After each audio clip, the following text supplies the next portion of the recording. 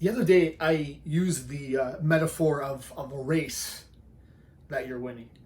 And it reminded me, I think that it reflects on coaches too, right? So I think every coach looks good for their runner the first day, 2 days, 2 weeks of the plan.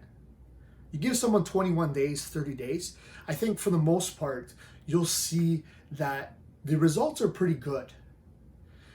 But the method by which they got the results were not sustainable. And I would argue that maybe even in those short-term minded approaches, that those people probably saw more results more quickly. They were probably at the beginning of the race. They were leading the pack. But they burnt out before you did because they didn't really train properly. They didn't sort it out properly. They didn't treat this as the long race that it is, and instead they decided to sprint the first 100 meters of a marathon. They were celebrating too early. They were approaching this as if it was a short-term change, a short-term strategy, when this is a long-term gain. You guys know this. This is a long-term approach. This is a part of a lifestyle. And saying it's a lifestyle sometimes is intimidating, sometimes is overwhelming, but it is what it is because you're living your life and it's going in one direction or another in relation to your goal. Sometimes you may be able to maintain, you don't really move in a certain direction or the other, but for the most part, again, as I've said, it doesn't happen by accident. You have to consciously move towards your goal. And I think that's what differentiates a coach that gets long-term results versus short-term results, is they get you to start that race as if it's a marathon.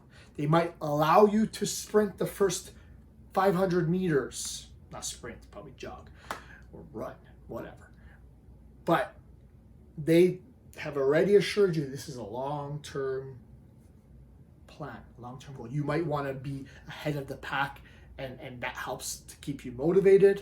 But in the end, this is a long marathon, a long run. It's not a sprint. So that is what differentiates general coaches. They all started the same point for everybody. But the ones that break out of the pack and end up winning are the ones that help you to understand what I've just said. This is not to try to brag or to speak highly of myself. I think the results speak for themselves. I think the changes in people's life speak for themselves. And I would like to help the people who sprinted, but maybe they needed to learn that lesson in that manner. Everybody's equal at the beginning. That race starts off, but the winners are the ones that recognize this is not a sprint, it's a marathon. I've said this before, but it's also what differentiates coaches. So keep that in mind when you work with somebody, or your friend or family member is looking to work with somebody.